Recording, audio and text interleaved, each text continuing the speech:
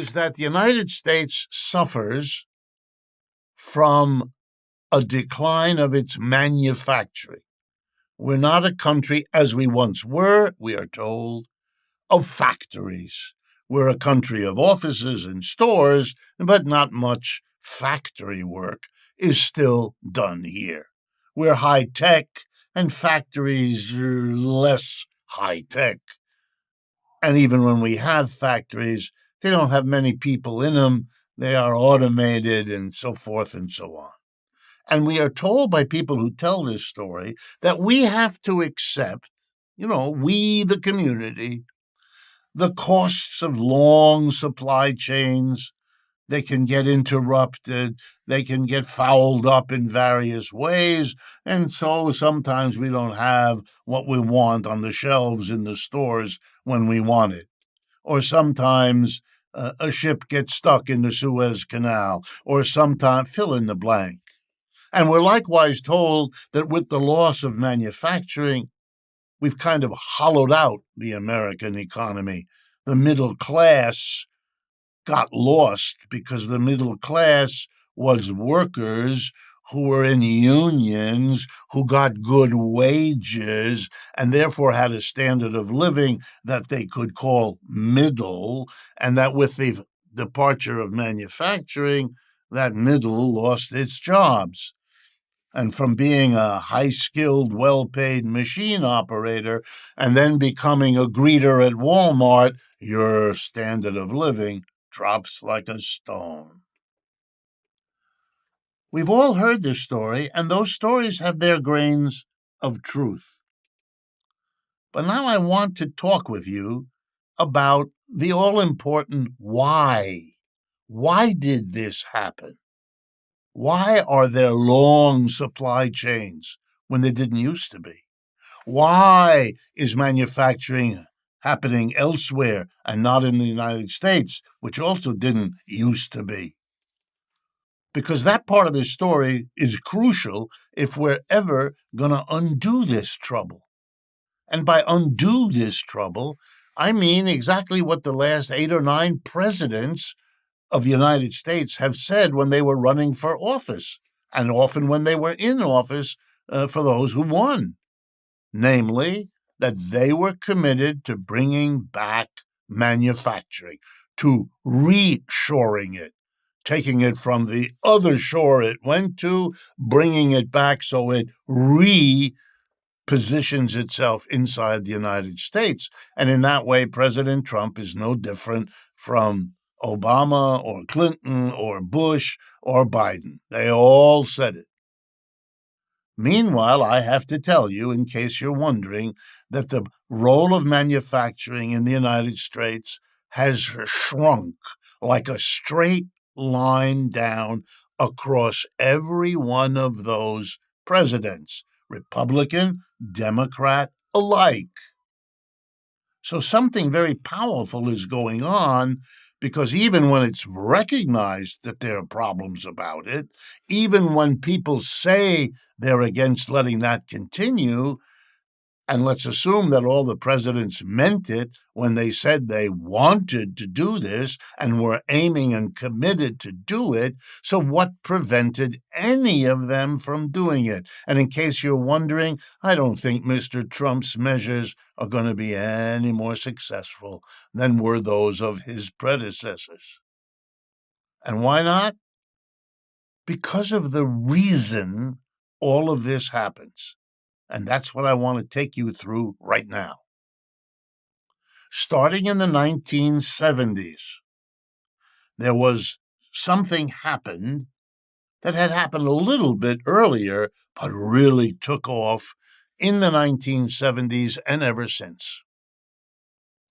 And that was an exodus of businesses from the United States, and above all, manufacturing businesses. They left.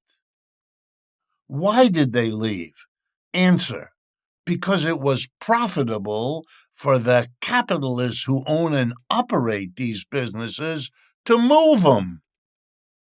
The jet engine, which came into its own in the 1970s, made it possible to move around the globe in a matter of hours. And that made production outside the United States much more easy to organize, to supervise, to keep track of.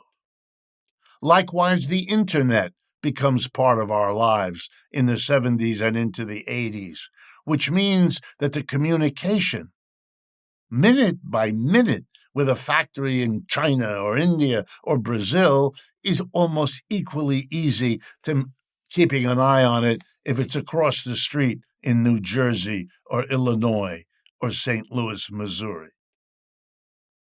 Given the jet engine, given the internet, American employers said the following to themselves, and sometimes out loud, so economists like me could see what they were thinking. They said, "We have been fighting with the American working class for a century. The American working class has put up quite a struggle, lots of strikes, lots of unions. Our factories are the most unionized part of the American economy. And those workers have won wages that are the envy of the rest of the world." All of that was true. Imagine the profits we could make, these capitalists said to themselves, if we could move production out of the United States to places where the wages are much, much lower.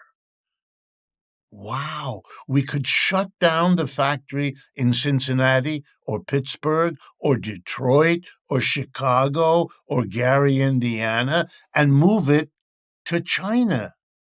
Yes, that's expensive. But if we can pay 10 cents on the dollar, 10% of the wages, that's what it was in China back then, relative to the United States, the amount of profit, we can rebuild the factory, build the factory better, automate it a bit further, latest machines, and dirt cheap workers. And the Chinese are saying, come, we'll let you set up here. We'll give you a break on your taxes a little bit. We'll encourage you. Wow. Now it's an offer you can't refuse. Still, many companies were afraid.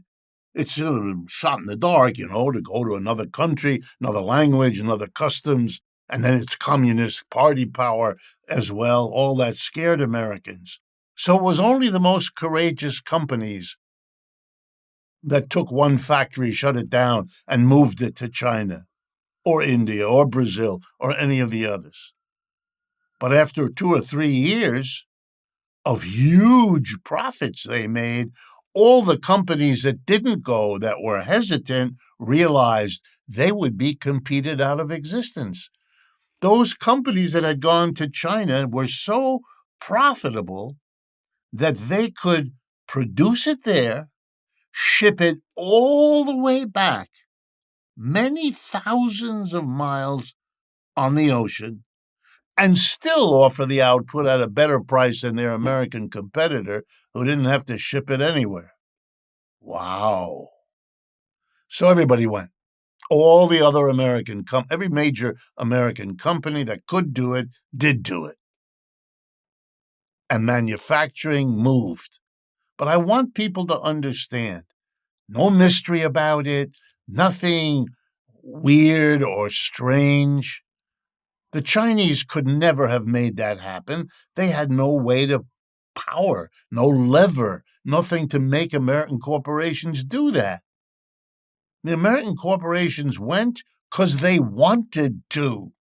They went because it was profitable to. And they got the profits they hoped for, which meant all the rest had to go to stay competitive. And suddenly, the trickle became a rush, became a flood in which the American manufacturing disappeared. Now, let me make sure we all understand what that meant. The consumer goods, and increasingly capital goods, machines and so on, are made in China. Then they are brought all the way back. Now, let me be clear. That costs energy. The ship needs energy to make that long voyage.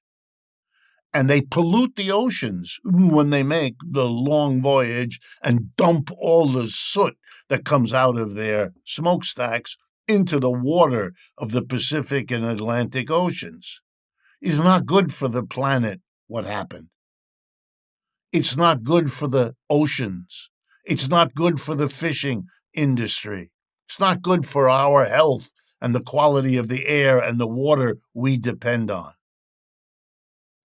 If the people as a whole had made the decision, we would never have done it, especially now that we know what the devastation was to all the people who lost their good factory jobs, to all the families that didn't have that kind of income anymore, to all the communities that didn't have those workers. In the 1970s, Detroit had 2 million people. Today, it has 700,000 people. That's what happened to America. But why did it happen? Because it was profitable for whom?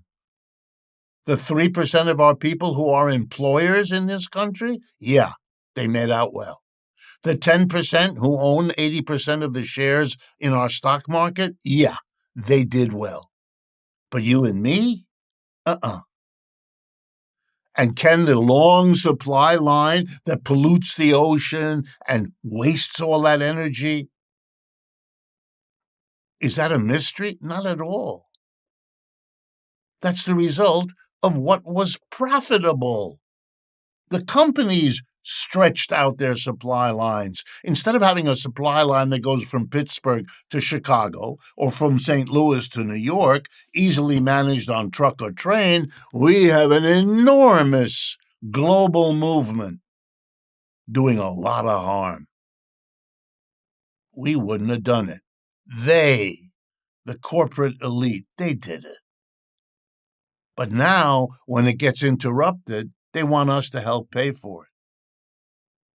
And the nonsense they say, as if this is all the fault of the Chinese, they just sat there, collected the good news that American corporations, for their own profit reasons, were making the move.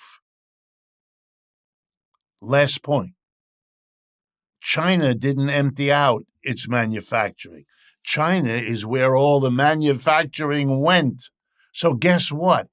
They don't depend on long supply lines, just as the U.S. didn't 50 years ago. And so the difficulties of long supply lines and the difficulties that we experience are not experienced in China. They organize their economy differently, and we would learn a lot if instead of waging trade wars, we sat down and taught them what they can learn from America and vice versa.